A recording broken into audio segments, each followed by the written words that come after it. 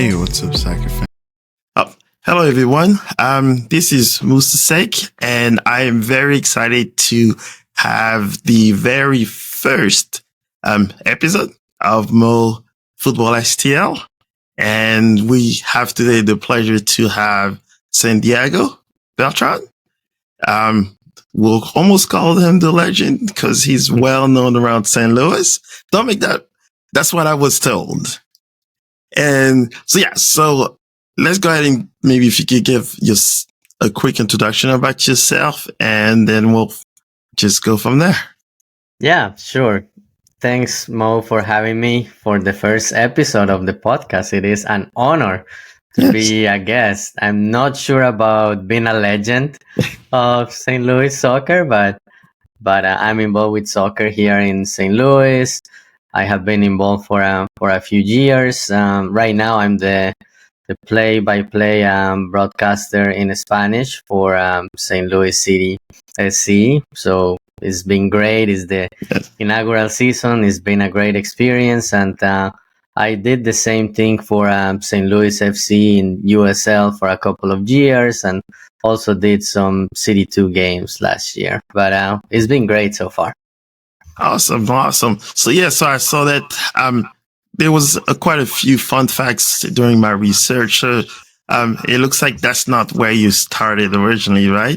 It looks like you were kind of made it in under the 40 under 40 for UMSL as, we'll say uprising graduates, right? Yeah, I was 40 under 40. Wow, that was a while ago. 2015. Thanks for refreshing my memory.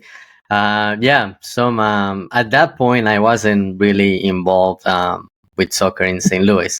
Right. So I was nominated more because of my regular job. I work for a Build-A-Bear workshop here in St. Louis, and I know a few people nominated me, and I was 40 under 40. Wow, I forgot. Not that I forgot, but nobody has asked me about that in a while. So that's good.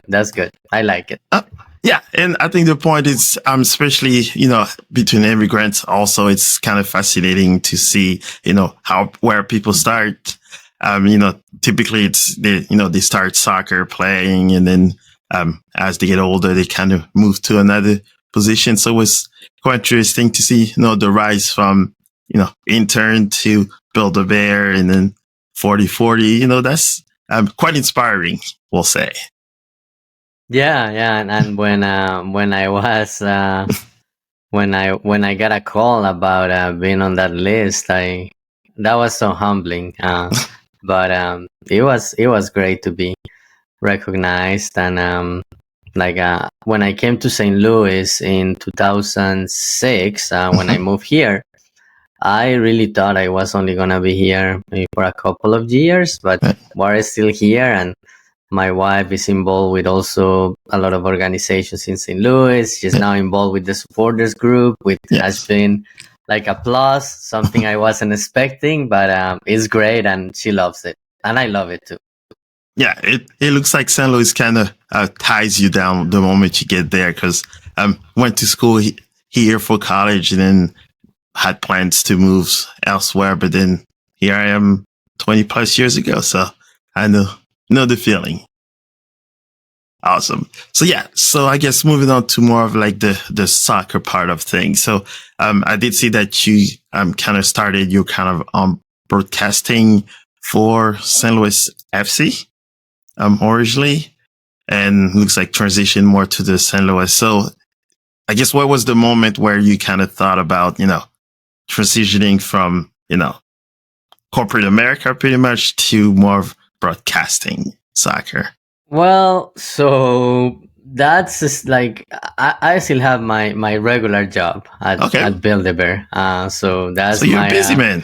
That's my full-time job, and the broadcasting is more like something I do on the side. But it started kind of unexpectedly. I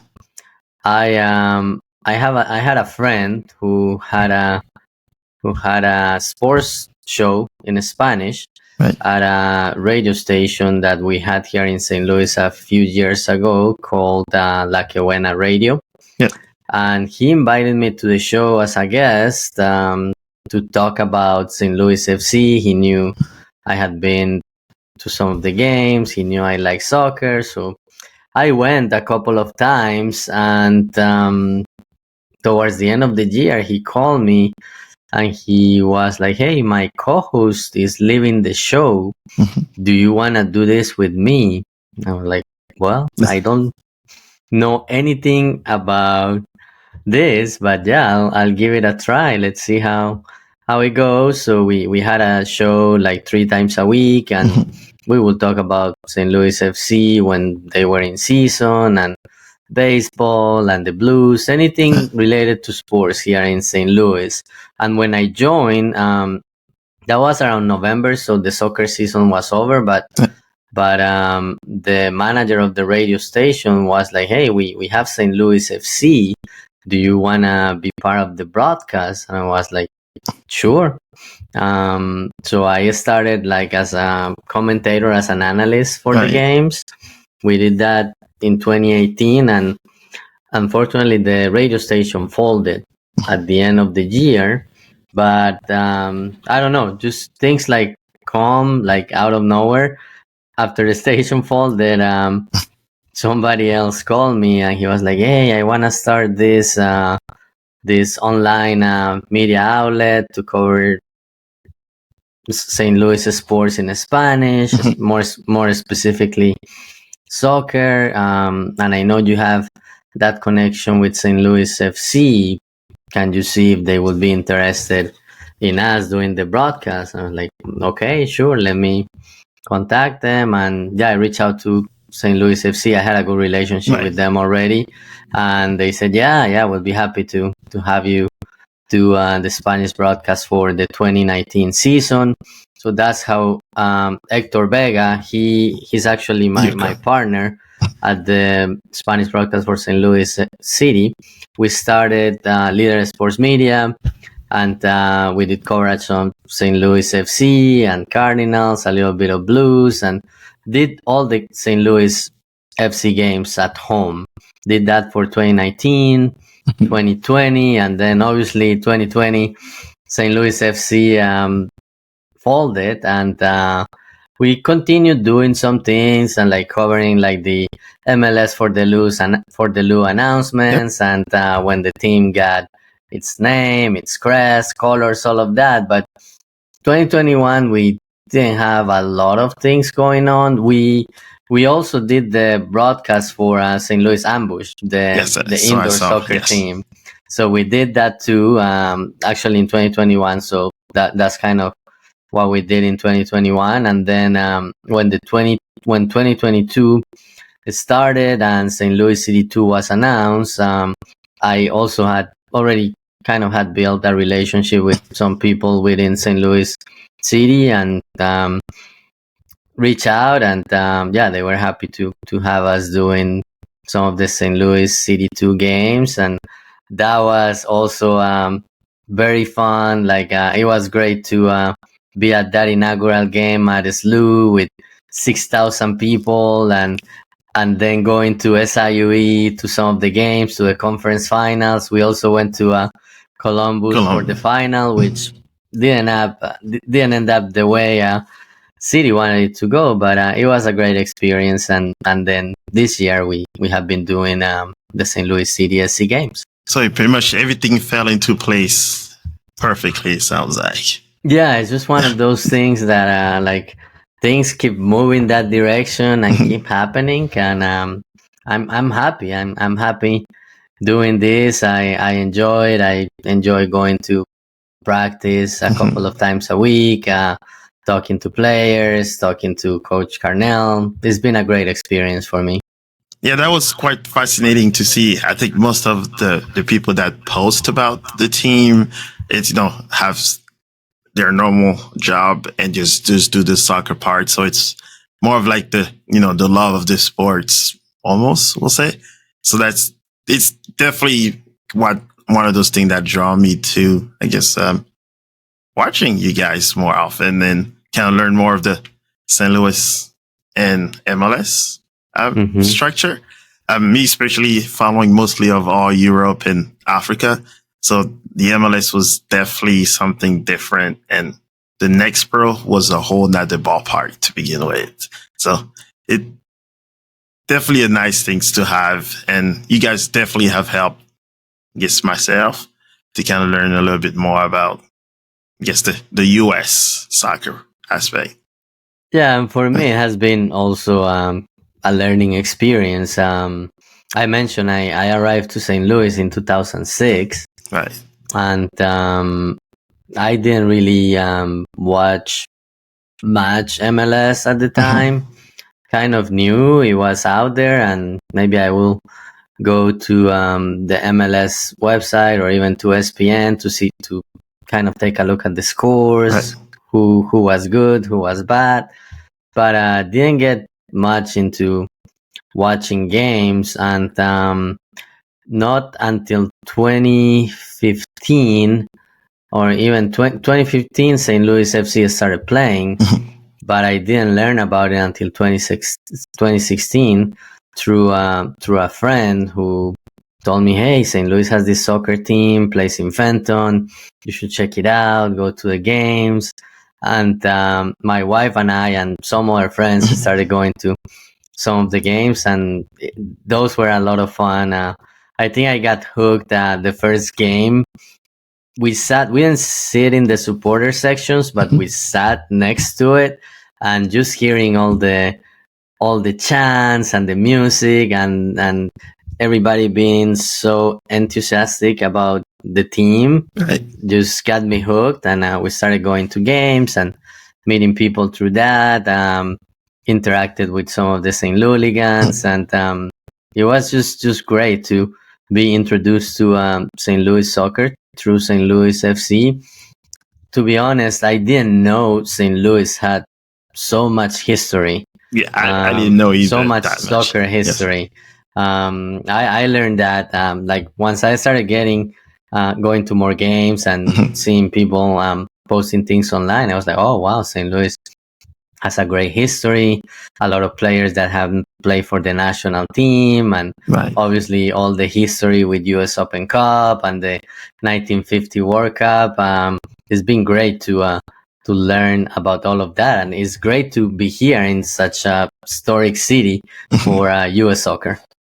Yeah, and so knowing that you're from Colombia and I'm from France, and I think the biggest thing that got me excited about St. Louis City, the atmospheres compared to it, we'll say the camaraderie and pretty much all the people, it almost felt like the European games that I've been to, even though in France it might be 5 or 6 times bigger, but definitely the knowledge and the people around the club and the fans have definitely kind of shown that there's more of that soccer knowledge and the support of a team right away.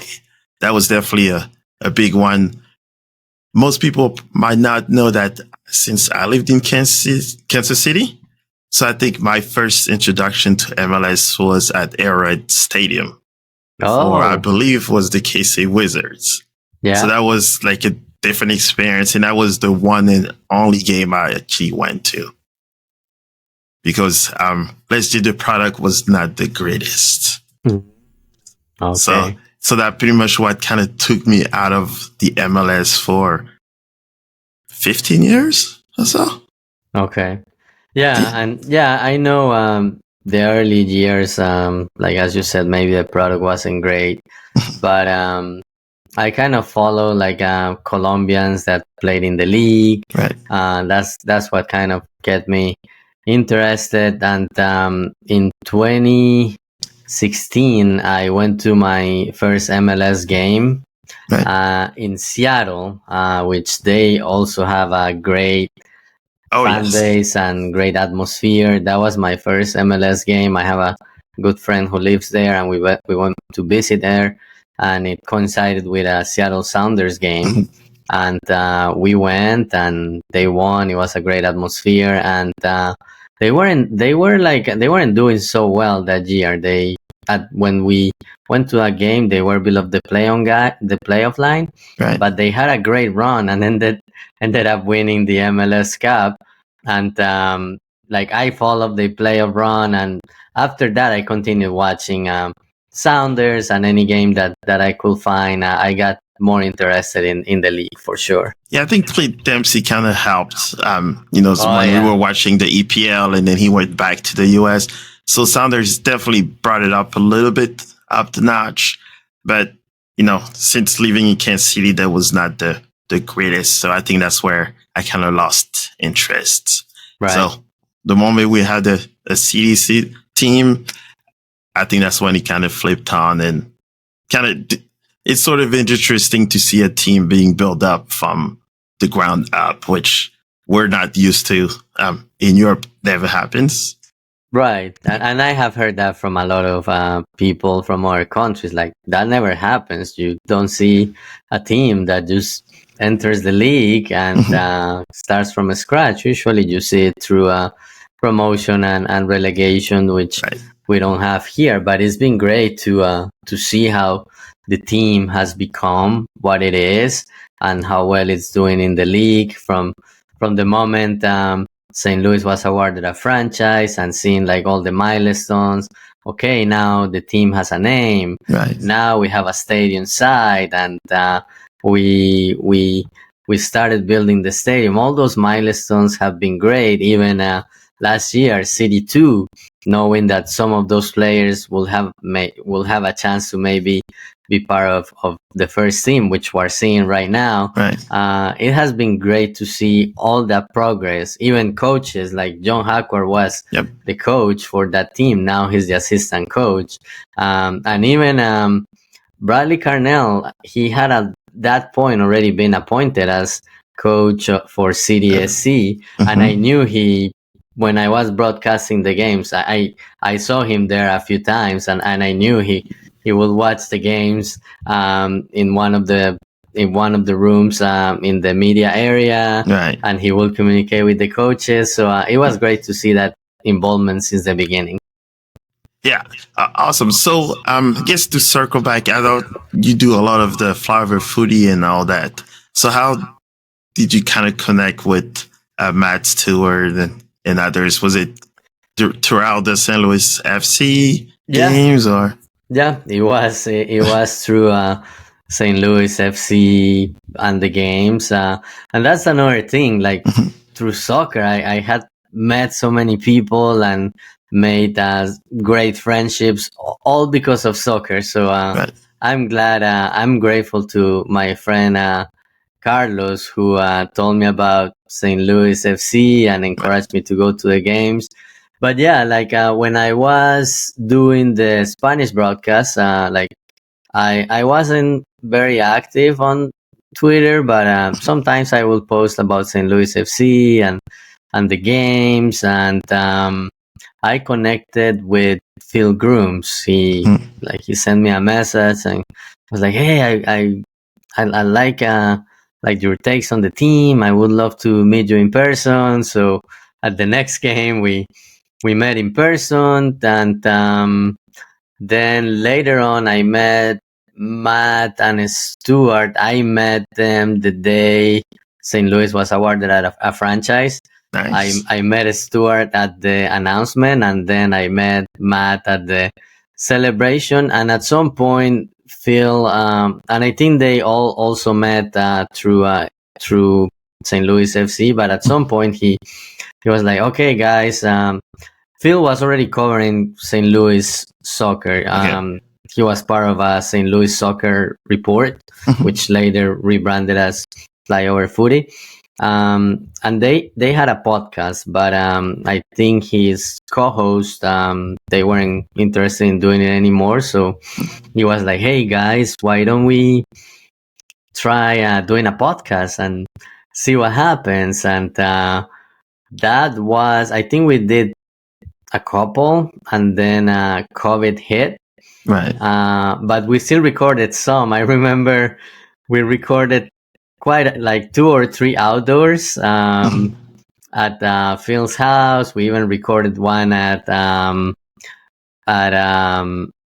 at the stadium in Fenton. We tried to record outside, and then when things with COVID got a little less crazier, like we started recording either on site or virtually. But yeah, and we started like recording, like we didn't have like a schedule, just like whenever something happened. Last year with City 2 we were a little bit more consistent, but this year, like we said, okay, let's make it a weekly show. And then Matt came with the idea of doing a flyover fallout after the games. But yeah, it's been great to. It was great to meet those guys, and I always enjoy talking to them on the podcast. Even like we kind of DM each other like probably every day to talk about different things that are going on. But yeah, I'm grateful for the friends that I have made through soccer. You guys are definitely the source for the knowledge part. Thank you. That's why every time someone asks me, I'm like, you know what? Go ask those guys when it comes to all the stats and everything. I'll just talk about, I guess, the more fun stuff.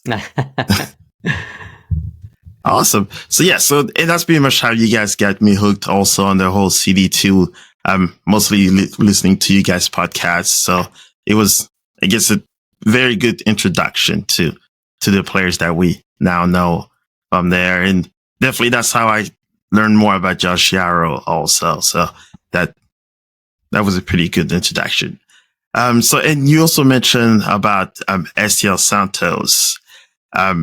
Especially, I guess I got to know you guys a lot more better, and I guess have done some of those events, which has been very fun.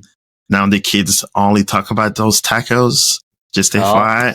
I love it. Yes. So, no ways that I will be able to make the same, but we'll probably won't try that. So, and I do know that CCOF also is, I guess, the co-founder.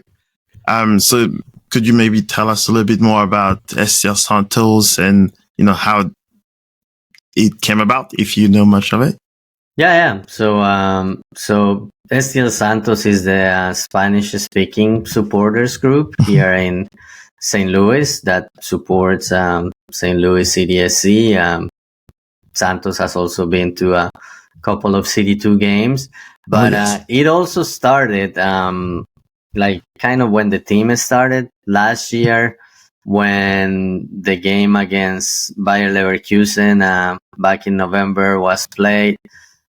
Carlos and my wife and a few other friends, they were like, okay, let's see if we can start a supporter group. Deciding on a name, and they said if we basically, it was, I won't forget this because I remember Carlos Restrepo say, if we build it, people will come. Nice. So yeah, he created the name, created profiles on social media, and started like putting things on social media about the team news, and kind of starting letting people know, hey, we are this supporter group, would love to join us. Then that game was announced, and they basically wanted to get people together, and that day some other people that they didn't know. I remember stopping by before the game and seeing some new people that I didn't know. It was great, and that were interested in joining. That was great too. But it was the beginning was basically that game against Bayer Leverkusen. It looks like you guys have been doing it for years now. Yeah, and from there it continued growing. Like at the beginning of the season, the supporters group had also a few events like to get to know people and get people together, tell them about the group, and then from there just started for the home games, obviously having tailgates, and then got integrated into the march with the other supporters groups to the stadium. And then some members had interest in music, so also connecting them with Flor de Noise, so they could join and be part of that group and be part of the instrumental experience and the musical experience at the games. And it has been evolving. Like my wife, Cici, she had never done capoing. Like she had never like led chanting or anything like that, but she knew, like she has a thing like with music, like she can learn a song like in 5 minutes. Wow. So Wow. so somebody noticed that she knew all the chants, and they approached her and was like, Cici, why don't you lead the chants? Give it a try. And she tried one game, and she's still there, and she likes it. And that for me, it has been great. She was when all these things started. I remember I didn't know if I was gonna be doing the games, Right. so we bought season tickets. And she was like, "Okay, but I'm not gonna go to all the games. We're gonna, especially if you're doing the games. I'm not gonna go by myself. Maybe I'll go to some, but I'm not gonna commit to. I'm not going to commit 17 days Yeah. on weekends to go Yep. to games." It's like, okay, but if she's in town, she goes to the game. Nice. Yeah, I think it almost sounds like my wife, where I think the first 3 home games she did not come because she was like, "Oh, you're spending too much time, soccer. You talk soccer all day." And I think the first 3 games I brought a friend of mine that Mhm. was also interested, so I kind of forced her to come to one game. And I think the next day she changed her whole entire weekend schedule to come to the games because of pretty much just the whole atmosphere and how fun it is. Yeah, So that's awesome. I'm sure there are multiple stories, right? similar stories, like similar to us with the family, like learning more about soccer and joining soccer after one of the members joined. So yeah, for me it's been great. Yeah, and you probably see 2 of my kids. I think they're 95% of the time. So, funny enough is that it almost helped them play even better soccer, which is kind of interesting to see because now they're able to see, how the players position themselves, runs, kind of communicate. So it almost was even better than some soccer practices that we had because they were actually seeing, the pros do it live versus having those instructions Yeah, 24/7. yeah, I think that definitely helps the kids just seeing how the pros do it, and just also provides some motivation. Yes. And probably like seeing like hometown kids in the team is probably also a good model for them. And not everybody's gonna be a professional player when they grow up, but Yes. I think just seeing that you have a team, and it's a team that cares about St. Louis and has players that are from St. Louis, I think that provides a good source of motivation for a lot of younger kids. Yeah, definitely. I definitely saw that, the rise of opportunities, especially compared to, I guess, when I grew up playing soccer in the US, where it was, you play high school, then you have to go to college and maybe a semi-pro. But now you can pretty much, U12, you can go, oh, I can actually go semi-pro with CD2 and have other opportunities elsewhere. So I can definitely see the path now versus 20 years ago. Not to age ourselves, but I don't know what you're talking about. Awesome. So yeah, and I think the last thing, is there any other events from STL Santos that you're aware of that you're like the people that will listen to this cast? Yeah. So Hispanic Heritage Month starts soon, September 15. And I know, I don't know all the details, but I know for that game on September 20th against LAFC, there will be something. I don't know exactly what it will be, but that will be like the game where the team will celebrate Hispanics. So there will be some stuff that will probably be announced closer to a game, but I love that the team is taking that approach and celebrating different communities, different ethnicities. That's part of building the community. So that's the next one they have at the stadium. I also, let me think, September 16, which is an away game when City plays Houston Dynamo at Houston. They are also working on a big watch party to basically kick off Hispanic Heritage Month. Obviously, I'm still working on some of the details, but they will announce that soon. Yeah, so if nothing that shows what happened for Club America, then it's definitely exciting to see what they're planning now. Yeah, that was great. That was great to see, like seeing the tifo going up. I know, like I got emotional when I saw it, just because I knew it had been a lot of work. Like I even volunteered to go paint. The group had some painting sessions, and people from our supporters group also came to help paint. And I did the same for the inaugural tifo. I volunteered to paint one evening, and for me, it's been great to see all the people getting together from different supporters group to work towards things like that. And that's another example of how this St. Louis soccer community is so great. Like, people just want to help people and unite to work on something. That inaugural tifo and the Club America tifo were examples of that. And I have really enjoyed my St. Louis soccer experience from every angle, from being a broadcaster, from going to games as a spectator. I went to a City 2 game like a month ago, and that was the game where they had also they were also celebrating a lot of the youth clubs. And slice yes. There wasn't any St. Louis City soccer at that time, also because it was during the Leagues Cup break.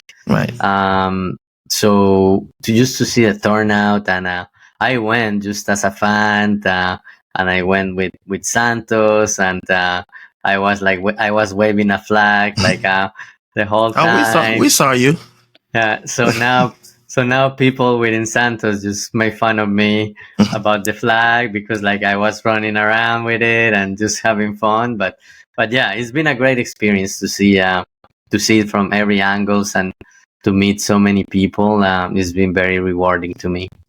Oh, I've met more people to soccer than I've had since I lived in St. Louis. So, and that's been only 7-8 months. So it's definitely different. It made living in St. Louis a lot more enjoyable, we'll call it.